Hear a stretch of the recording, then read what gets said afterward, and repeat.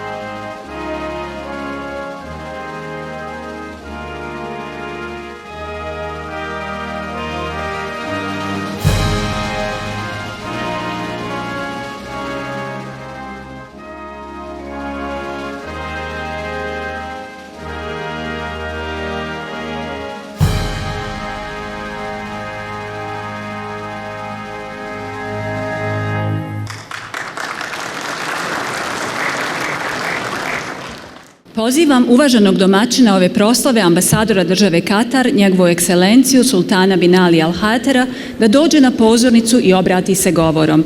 I would like to invite the esteemed host of this reception, the ambassador of the State of Qatar, His Excellency Sultan bin Ali Al Hater, to come to the stage and address you with his speech. بسم الله الرحمن الرحيم. الزملاء، أصحاب السعادة، السيدات والسادة، الضيوف الكرام، مساء الخير. يسعدني أن أرحب بكم في ذكرى تأسيس دولة قطر من قبل المؤسس الشيخ جاسم بن محمد بن ثاني طيب الله ثراه. U ime Allaha, milostivog samilosnog, ekscelencije, dame i gospodo, uvaženi gosti, dobroveče.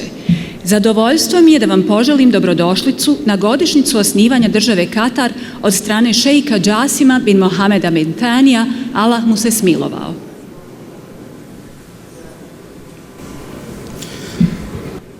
يعتبر اليوم الوطني مناسبة عزيزة تعكس تماسك وتلاحم أهل قطر، تتجلى فيها معاني الفخر بالوطن والوفاء للأجداد والآباء وتضحياتهم الخالدة، والاعتزاز بالقيادة الحكيمة لحضرة صاحب السمو الشيخ تميم بن حمد آل ثاني أمير البلاد المفدى حفظه الله، قائد مسيرة الإنجازات والتنمية والمستقبل الزاهر. Dan državnosti države Katar je drag događaj koji reflektuje solidarnost i jedinstvo naroda Katara, kada domoljublje, odanost precima i očevima i njihovom plemenitom žrtvovanju dolazi do izražaja, te ponosa na mudro vodstvo njegove visosti šejha Tamima bin Hamad Al Thanija emira zemlje, neka ga Bog čuva, vođe procesa postignuća, razvoja i obećavajuće budućnosti. السادة الحضور الكرام، يتزامن احتفالنا هذا مع استضافة دولة قطر لبطولة كأس العالم الذي يشكل فرصة لإبراز ثقافتنا وتراثنا للعالم وتعريفه بالجوانب المضيئة لتاريخنا وحاضرنا وتفاعلنا مع سائر الثقافات مع اعتزازنا بقيمنا العربية والإسلامية. فقد أظهرت بطولة كأس العالم الهوية الحضارية لدولة قطر بالإضافة إلى قدرتها الاقتصادية والأمنية والإدارية وإنجازاتها الواضحة في كل المجالات. Poštovani gosti, naša proslava se poklapa sa domaćinstvom svjetskog prvenstva u Kataru, što predstavlja priliku da ukažemo svijetu na našu kulturu i nasljeđe, upoznamo ga sa svijetlim aspektima naše historije i sadašnjosti, te naše interakcije s drugim kulturama, s ponosom na naše arapske i islamske vrijednosti. Svjetsko prvenstvo je pokazalo kulturni identitet države Katar, njene ekonomske, sigurnosne i administrativne sposobnosti i njena jasna postignuća u svim oblastima. إن بطولة العالم في قطر جمعت الشعوب ووحدت المشاعر وأكدت أن بإمكان العالم أن يتوحد لمواجهة التحديات الكبرى التي تهدد الإنسانية جمعاء. وتؤمن دولة قطر كشريك دولي موثوق بدعم المبادرات الجماعية والعمل متعدد الأطراف، وهي سباقة دائما في الاستجابة للأزمات العالمية مثل الأمن الغذائي وأمن الطاقة وجائحة كوفيد-19 وغيرها.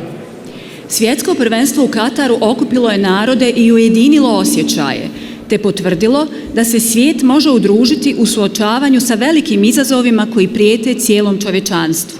Država Katar, kao pouzdan međunarodni partner, vjeruje u podržavanje kolektivnih inicijativa i multilateralne akcije, te je uvijek proaktivna u odgovoru na globalne krize kao što su sigurnost hrane, energetska sigurnost, pandemija COVID-19 i druge.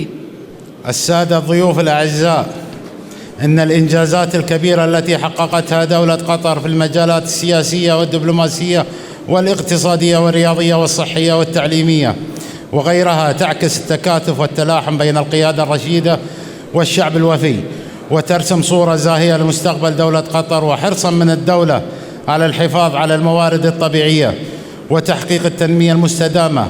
تم اعتماد البرنامج الوطني المتكامل لاستدامة الموارد وإعادة تدوير النفايات وإنشاء محطات لمعالجتها وتحويلها إلى طاقة. Dragi gosti, velika dostignuća koja je država Katar ostvarila na političkom, diplomatskom, ekonomskom, sportskom, zdravstvenom, obrazovnom i drugim poljima odražavaju solidarnost i koheziju između mudrog rukovodstva i lojalnog naroda i daju svijetlu sliku budućnosti države Katar. Iz želje zemlje da očuva prirodne resurse i postigne održivi razvoj, odobren je integrisani nacionalni program za održivost resursa i reciklažu otpada, a osnovana su i postrojenja za njihovo tretiranje i pretvaranje u energiju. دولة قطر حريصة على دعم كافة الجهود الهادفة لتعزيز الانفتاح الحضاري والثقافي بين شعوب العالم، كما تولي اهتماما كبيرا بتطوير علاقاتها مع البلدان والمنظمات الإقليمية والدولية والمساهمة الفعالة في تعزيز السلم والأمن الدوليين من خلال الوساطات الرامية لفض النزاعات بالطرق السلمية ودعم مشاريع التنمية والاستقرار في الدول المختلفة. لقد أسهمت تلك الوساطات في السودان ولبنان وأفغانستان وتشاد وغيرها في رسم الطريق نحو السلام والاستقرار والتنمية. Država Katar želi podržati sve napore usmjerene na promoviranje civilizirane i kulturne otvorenosti međunarodnima svijeta. Također pridaje veliku važnost razvoju svojih odnosa sa državama i regionalnim i međunarodnim organizacijama i aktivnom doprinosu jačanju međunarodnog mira i sigurnosti kroz medijaciju u cilju rješavanja sporova mirnim putem, kao i podršku projektima razvoja i stabilnosti u različitim zemljama. Takva medijacija u Sudanu, Libanu, Afganistanu, Čadu i drugim zemljama doprinijela je ucrtavanju puta prema miru, stabilnosti i razvoju. كما أن النهج الذي تتبعه دولة قطر في سياساتها الخارجية على الدوام والقائم على الالتزام بالقانون الدولي وحماية المكتسبات الوطنية وانتهاج الدبلوماسية الوقائية في نزع فتيل الأزمات قبل استفحالها جعل من قطر شريكا يعتمد عليه في صناعة السلام ودعم الاستقرار. Pristup koji je država Katar oduvijek slijedila u svojoj vanjskoj politici, a koji se temelji na pridržavanju principa međunarodnog prava i zaštiti nacionalnih dobara, te usvajanju preventivne diplomatije u vidu prekidanja kriza prije nego što one eskaliraju, učinio je Katar pouzdanim partnerom na kojeg se računa u stvaranju mira i podržavanju stabilnosti. الحضور الكريم فيما يتعلق بالبوسنة والهرسك فإن علاقاتنا هي علاقات صداقة متينة تربطنا منذ استقلالها وحتى اليوم. فقد وقفت دولة قطر مع أصدقائها البوسنيين في العديد من المحن خلال الفيضانات التي ضربت البوسنة والهرسك عام 2014 وخلال جائحة كورونا 2019 وهذا دليل واضح على هذه الصداقة. Dame i gospodo, što se tiče Bosne i Hercegovine, naši odnosi su čvrsti, prijateljski i vežu nas od njene nezavisnosti do danas. Država Katar stajala je sa svojim bosanskim prijateljima u brojnim iskušenjima tokom poplava koje su zadesile Bosnu i Hercegovinu 2014. godine i tokom pandemije korone 2019. godine, što je jasan dokaz tog prijateljstva. تسعى دولة قطر إلى زيادة حجم وتنوع التعاون الاقتصادي مع البوسنة والهرسك لرفع حجم التبادل التجاري وسنقوم بكل ما في وسعنا لتقوية السياحة في كلا الاتجاهين الأمر الذي سيرفع التعاون والعلاقات في جميع المجالات لصالح الشعبين الصديقين. Država Katar teži povećanju obima i raznovrsnosti ekonomske razmjene s Bosnom i Hercegovinom u cilju povećanja bilateralnog bilansa. Učinit ćemo sve za jačanje turizma u oba smjera s ciljem povećanja saradnje i odnosa u svim oblastima za dobrobit oba prijateljska naroda. السيدات والسادة أنتهز الفرصة لأهنئ المنتخبين الأرجنتيني والفرنسي لوصولهما إلى نهائي بطولة العالم قطر 2022 وليفوز الأفضل. وفي الختام أتمنى للجميع الاستمتاع بحفلنا هذا على أمل أن نلتقي بكم العام القادم بإذن الله وقد عم السلام والاستقرار في جميع أنحاء العالم والسلام عليكم ورحمة الله وبركاته. Dame i gospodo, koristim ovu priliku da čestitam reprezentacijama Argentine i Francuske što su došle do finala svjetskog kupa. Neka pobjedi bolji. Na kraju, želim svima da uživaju u našoj ceremoniji u nadi da ćemo se, ako Bog da, sresti sljedeće godine i da mir i stabilnost vladaju u cijelom svijetu. Assalamu alaikum wa rahmetullah wa barakatuhu.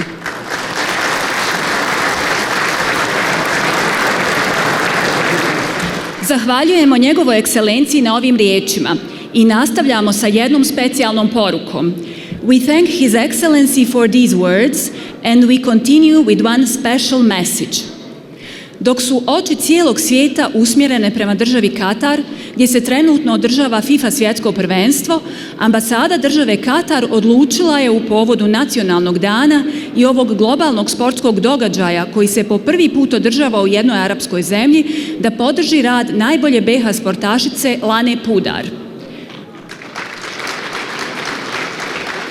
Čast nam je da obavijestimo kako je ambasada države Katar doprinijela Laninim pripremama za odlazak na svjetsko prvenstvo u plivanju koje se trenutno održava u Melbourneu, kao znak poštovanja države Katar prema Bosni i Hercegovini i 30-godišnjim bilateralnim odnosima, uz želju da nas sport sve ujedini. Pred odlazak na svjetsko prvenstvo, gdje je danas osvojila 5. mjesto, a uoči nacionalnog dana države Katar, Draga Lana je uputila poruku, pa poslušajmo šta je rekla. Dobro večer. Pozdravljam sve prisutne i koristim ovu priliku da čestitam Nacionalni dan države Katar, njegovoj ekscelenciji ambasadoru Al Kateru i svim državljanima. Sport povezuje ljude i to mogu reći i za države Katar i Bosnu i Hercegovini koji sarađuju već 30 godina. Evo, dok smo mi na svjetskom prvenstvu u Melbourneu, također se održava i svjetsko prvenstvo u nogometu kojim je upravo Katar domaćin.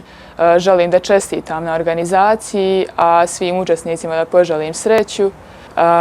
Posebno zahvalnost dugujem ambasadi Katar, pošto su pomogli moje pripreme za svjetsko prvenstvo u Melbourneu i nadam se da će u narednom periodu donositi još mnogo uspjeha i učiniti vas sretnim. Veliki pozdrav, voli vas Lana. Hvala dragoj Lani. A sada torta u obliku stadiona Lusail, gdje će se u nedjelju odigrati finale Svjetskog kupa, je spremna. Pa pozivam njegovu ekscelenciju da je razreže zajedno sa našim uvaženim počasnim gostima. The cake representing the Lusail Stadium, where the final match of the World Cup will be played on Sunday, is ready. So I invite His Excellency to cut it together with our esteemed guests of honor.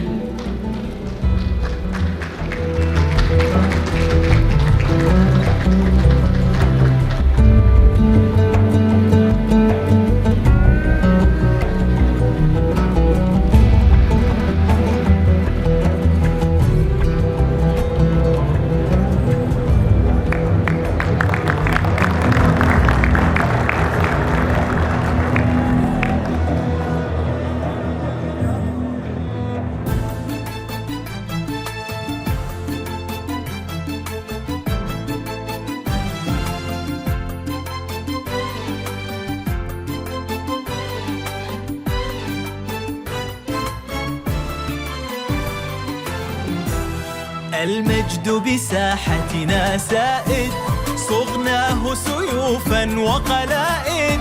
نعم الشعب ونعم القائد، وحدتنا مصدر قوتنا.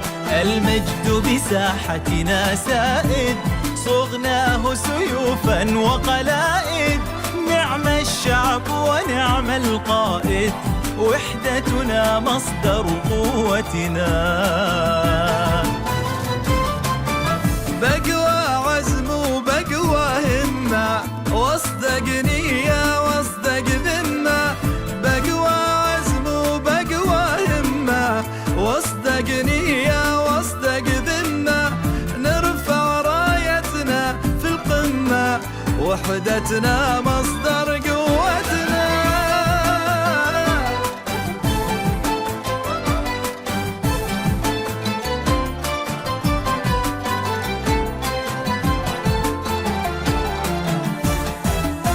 بالحكمة عدلنا المائل، وصنعنا الإنجاز الهائل.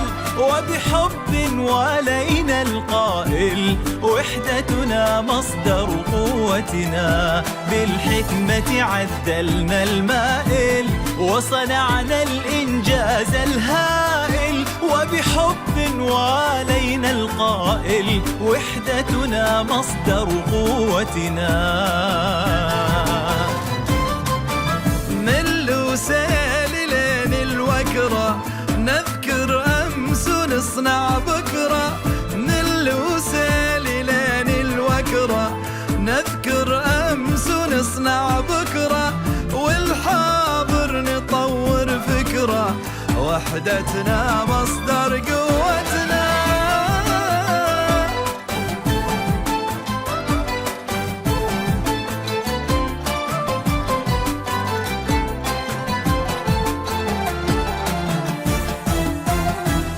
بالحق الأبلج نفتخر، بنيان تصنعه الفكر. قولي للعالم يا قطر، وحدتنا مصدر قوتنا.